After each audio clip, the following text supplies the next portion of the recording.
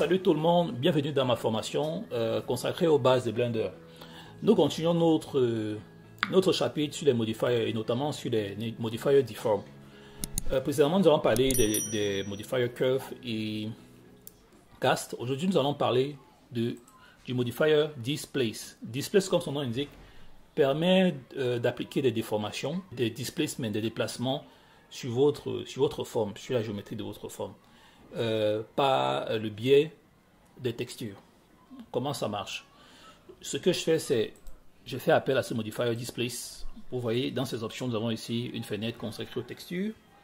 On a une direction à laquelle va regarder nos déformations. Ça va suivre les normales, ça peut suivre la des X, Y, Z, custom normal, RGB to X, Y, Z direction.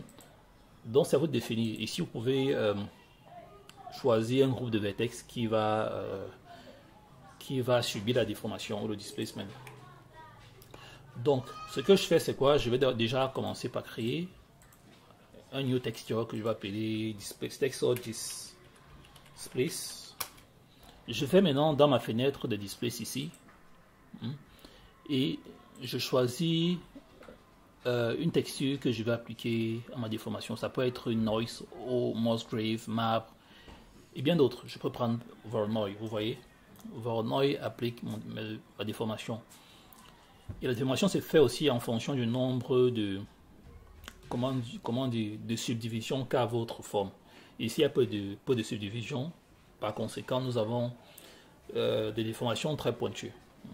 Si par hasard je bascule en mode Edit, je choisissais tout et je subdivisais de nouveau. Voilà, et je reviens, vous voyez qu'il y a plus de bruit sur ma forme. Donc, du fait de ce noise que j'ai appliqué. Je peux jouer les paramètres d'influence ici. Intensity, position ici. Je peux jouer. Bref, c'est pas un chapitre consacré aux textures. Donc, voilà en gros à quoi sert ce modifier displace. Donc, comme je dis ici, vous pouvez changer la direction de vos displaces. Z, custom normal, RGB to X, Y, Z, strange. Ça, c'est la dureté de votre déformation. Mid-level, bref. Donc, voilà, c'est tout. C'est tout pour cette formation.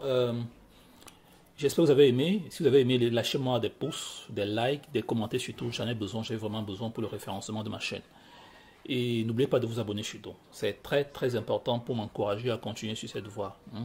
Quand je me suis lancé dans cette formation, je me suis dit, il y en a beaucoup qui ont besoin de formation, mais malheureusement, il n'y en a pas ou il y en a très peu en français. Pourquoi ne pas me lancer dans cette série de formations en français pour aider mes semblables? Donc, portez-vous bien et on se prend bientôt pour un autre tuto. Ciao!